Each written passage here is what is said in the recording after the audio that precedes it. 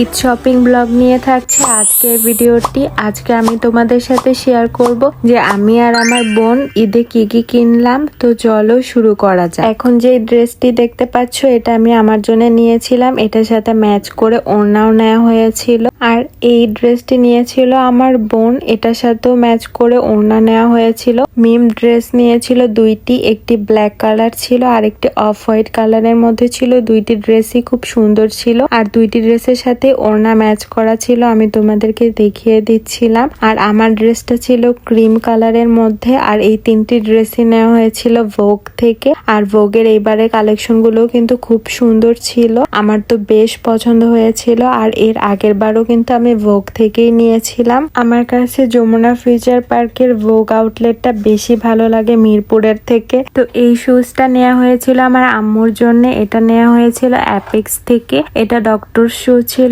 আর এটা খুবই কমফোর্টেবল ছিল। ওদের কিন্তু বেশ কিছু কালেকশন ছিল এর মধ্যে, তো আমরা ব্ল্যাক কালারটাই প্রেফার করেছিলাম। তো এখন তোমাদেরকে দেখাচ্ছিলাম মিমের জন্য যেটা নেওয়া হয়েছিল সেটা। মিম একটি হিল নিয়ে নিয়েছিল আর এটা কিন্তু ক্রিম কালারের মধ্যে ছিল, সাথে সিলভার কালারের ডিজাইন অ্যাড করা ছিল। তাই এই হিলটা কিন্তু ওর দুটো ড্রেসের সাথেই সুন্দরভাবে যাবে। তো এরপর আমি আমার শুজটা দেখাচ্ছিলাম। আমার শুজটা কিন্তু এবার অন্যরকম ছিল, আমি এর আগে কখনো এই টাইপেরটা নেওয়া হয়নি আর কি।